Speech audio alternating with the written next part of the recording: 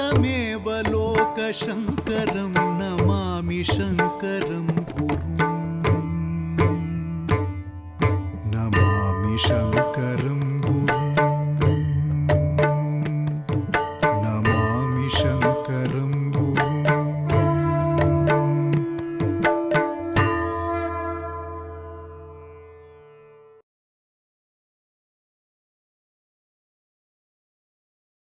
श्री गुरुभ्यो नमः.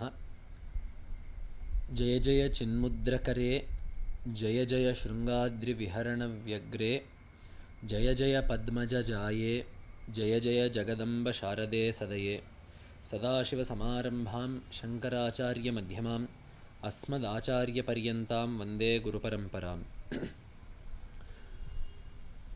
With namaskaras to the Padapadmas of the Ubhaya Jagadgurus. In the last episode, we discussed about the Devata that graces this Punyabhumi of Sringeri, the Devata that gives Brahma Vidya to her Upasakas, the Devata who is the embodiment of Mahakali, Mahalakshmi and Mahasaraswati, the Devata who incarnated as Ubhaya Bharati and was consecrated here by Shankaracharya, Jagadguru Srimad Adishankara Bhagavad Padacharya. We had spoken about that Sharada Amba, and today we will be starting from this episode. We will take some time to look at a very particular stotra that is composed in praise of this Devata of Sharada Amba. In the unbroken Jagadguru Parampara that has flourished in the Dakshinamnaya Sringeri Sharada Peetham, the 33rd Acharya, renowned as Abhinava Shankara amongst Vidwans, worshipped as the very embodiment of Bhagavad Pada himself by all Astikas, Jagadguru Shri Shri Satchidananda Shivabhinava Nrisimha Bharati Swami, was not just a Jivan Mukta and a Shastra Pandita par excellence, but Acharya was also a very great poet. When Acharya undertook his extensive yatras across the south of India, through Maharashtra, Kerala, Tamil Nadu, Karnataka and such states, whenever the Acharya would visit a Devalaya, the second Acharya had the darshana of that Devata. A flow of shlokas would arise from the heart and gradually the speech of the Acharya, and these shlokas were penned down by Panditas flanking the Acharya in the Acharya's retinue. These stotras have been collected and published. Some of these stotras have been collected and published as a text called Bhakti Sudha Tarangini. So the stotra that we are taking up now is published therein, named Kamalaja Dayita Ashtakam. An Ashtakam is an octet of verses, and the Kamalaja Dayita refers to a word that is the refrain of this stotra. So just as in Annapurnashtaka, the fourth line of each shloka is Bhiksham Dehi Kripavalambanakari Kari Mata Annapurneshwari, just as in Kalabhairava Stotra, Kalabhairavashtaka, the last line of each shloka is Kashika Puradhinatha Kalabhairavam Bhaje. In the same way, the fourth line of each shloka in this ashtaka is Vidyam Shuddhancha Buddhim Kamalajadayite Satvaram Dehi Mahyam. Vidyam Shuddhancha Buddhim. Acharya is asking Devi here for Vidya and Buddhi. And Devi here is referred to as Kamalajadayite. It is a vocative. So, because Devi is called as Kamalajadayite in this stotra has been named Kamalajadayita Ashtaka. Kamalaja means Brahma, he who is born from a lotus. Kamalaja Dayita means the beloved of Brahma, Kamalaja. So Devi is being beseeched by Acharya here in order that she may grant Vidyam Shuddhancha Buddhim. Vidya Shuddha and Vidya Shuddha Buddhi. So Shuddha Vidya and Shuddha Buddhi. This is what is called in Sahitya and in Shastra as Dehali Deepanyaya. So just as a lamp placed between two rooms will illumine both rooms, in the same way on a threshold, just as a lamp placed on the threshold of a house will illumine both the part outside the house as well as inside the house. In the same way, sometimes one word situated between two other words we will find association with both of them. So when we say Vidyam Shuddhancha Buddhim, we mean Shuddha Vidya and Shuddha Buddhi. Why is it that Acharya asked for these? Shuddha Vidya refers to Atma Jnana. In the Purusharthas, the things that need to be achieved or the things that are sought by all human beings, Dharma, Artha, Kama and Moksha. Moksha is the parama-puruṣārtha. Artha and Kama are ephemeral, they are transitory. We can see them be destroyed in front of our eyes. Kama refers to anything that we desire, any object that we desire. Artha refers to the means of obtaining that desire, not just money, but anything else, any other means of obtaining the object of desire. So these two, as we can all see, these are very ephemeral and transitory. These are not permanent, and therefore they do not give permanent happiness. In the same way, dharma, though dharma is the punya that is accrued by meritorious acts, by virtuous acts. So although dharma may stay for a long time, dharma too is lost after it is experienced. If you do some dana, you will get some punya. Once the fruit of that punya, once the sukha, that is the fruit of that punya is experienced, that is gone. However, moksha is not like these three. Moksha is not like dharmartha kamas. It is permanent. Nasa punaravartate is what Shruti is telling us. So because someone that attains moksha will never come back into samsara, they will experience ananda constantly. Moksha is said to be the parama-puruṣārtha. And the only way to get moksha, the sole path to get moksha, is through Atma Jnana. That is why Upanishad says, Tamevam viditva amritatvameti nanya pantha vidyate anaya. Only through knowing that Atma will a sadhaka get amritatva, will he get immortality. Nanya pantha vidyate. There is no other path for this journey. So, if we wish to get that parama-puruṣārtha, that highest goal of human life, we need to have Atma Jnana to get that moksha. What do we need to get jnana? It is said in the Smritis, Kashaye karmabhih pakve tato Kashaye karmabhih pakve tato jnanam pravartate. Once the ragadveshas of the mind, once the doshas, the blemishes of the mind, kama, krodha, lobha, moha, mada, matsarya, once all these blemishes of the mind are cast away and the mind is purified, only then can a sadhaka truly immerse himself in the jnana marga. So, for moksha to be obtained, you must have Atma Jnana. For Atma Jnana to be obtained, your mind must be pure. That is why Acharya asked for Vidyam Shuddhancha Shuddham Buddhim. That is why Acharya asked for Shuddha Vidya, the Atma Vidya, and the Shuddha Buddhi.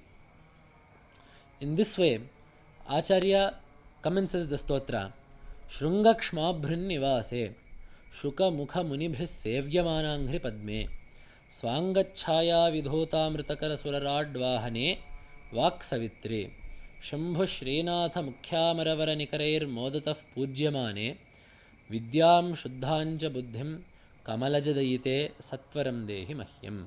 And that too Satvaram Dehi Mahyam. Give me this quickly, give me this jnana and give me this Chittashuddhi quickly. Why quickly? We have obtained this Manushya Janma, we have obtained a human birth. It is because we have a human birth that it is possible that we can contemplate on the Atma, we can perform Dharma, we can do Atma Vichara, we have Viveka. These angas, these instruments in getting jnana are only possible because we have a human birth. We do not know how long this body will be with us. We do not know how long we will be with this body. If we wish to get jnana, we need to do it before this body leaves us or before we leave the body. So, there is no time to waste. That is why Shastras say, Asupter amriteh kalam nayed vedanta chintaya. Without giving any gap, whatever time that you have from morning until night, it is best to spend it in doing Vedanta Vichara. So, Acharya says, Satvarandehi Mahyam. And then Acharya is calling out to Devi in this first shloka. So, Acharya starts off saying, Shrungakshma Bhrannivase. O Devi who resides on Shrunga Parvata. Bhubhrit means a Parvata. Shrunga Bhubhrit means Shrungakshma Bhrit. Kshmabhrit means a Parvata.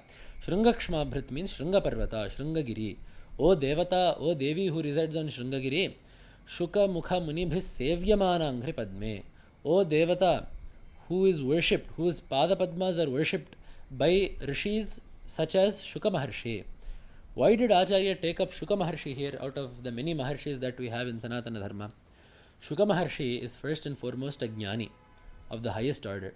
So if even a Jnani is worshipping Devi, what more to say about people like us? So if even a Jnani who needs nothing in life, a Jnani who has realized the highest goal of life, a Jnani who is always happy and always reveling in the Atma Tattva, if that Jnani is asking, if that Jnani is serving Devi, then what more to say of us who are trapped in samsara? So that is one thing. The second thing is, even amongst Jnanis, Shuka Maharshi is the greatest of Jnanis. So there is one shloka in Shastra, Krishno Bhogi Shukastyagi Dripau Janaka Raghavau. There is no limiting how a Jnani will be. A Jnani, because his mind is pure and he has attained that Jnana, he can do anything he wants. So Krishno Bhogi, Krishna lived in the midst of so many bhogas, but yet he was a Jnani. Shukastyagi, Shuka Maharshi barely even wore clothes or any garments, and he had nothing to himself. He just roams the world. And it is said in Bhagavata that Shuka Maharshi does not stay in any place more than a Godohana Kala, more than the time it takes to milk a cow. Shuka Maharshi will not stay in any one place. So in that way, Shuka Maharshi has Vairagya of the utmost level. Shuka Maharshi has given up everything that there is in this world. And Nripau Janaka Raghava, Sri Ramachandra and Janaka Maharaja, these two were kings. They were carrying out the duties of the kingdom. They fought wars, they meted out punishment to ill-doers, they gave charity to those who needed it, they safeguarded the borders of their kingdom, they did everything that a king had to do while being Jnanis. So these are all Jnanis, but even amongst these, Shuka Maharshi is a Jnani that did nothing else. The others, although they were Jnanis, because of the Upadhi, because of the Sharira they were in, they had to follow whatever dharmas and whatever requirements that the body had towards society. However, Shuka Maharshi transcended even that need. Shuka Maharshi did not have anything to do with the Bhautika Prapancha at all. So even amongst Jnanis, Shuka Maharshi is the greatest of the greatest. So if such a Shuka Maharshi is worshipping Devi, we can imagine the greatness of this Devata. And then the Rupa of Devi is being talked about. Swangachhaya vidhota mritakara surarad vahane Vak Savitri. The whiteness of Devi's limbs, the whiteness of Devi's splendor is conquering the whiteness of Amritakara, Chandra and Surarad Vahana, Indra's Vahana, which is Airavata. So as we know, Airavata is known to be a pure white elephant. And Chandra, of course, as we see in Purnima, on the full moon day, is purely white in color. However, Devi is so white that the luster of her limbs is conquering even the whiteness of these two entities. This is telling us the Sattva Guna that was present in Devi. As we said earlier, whenever Jnana needs to be given, whenever Yoga Siddhi needs to be given, whenever the Devata is sitting as a Guru Murti also, then Sattva Guna will be the predominant Guna of that Devata. And the mark of Sattva Guna is the color white. The mark of Rajo Guna is the color red. The mark of Tamo Guna is the color black. So as a mark of that Sattva Guna, Devi is white. If Devi is so exceedingly white, it means that much Sattva Guna is there, and Devi is equipped and ready to give us that much Jnana. So Swangachhaya vidhota mritakara surarad vahane Vak Savitri. Devi gives rise to speech in those who worship her. They can be mute, they can be dull, whatever the case be.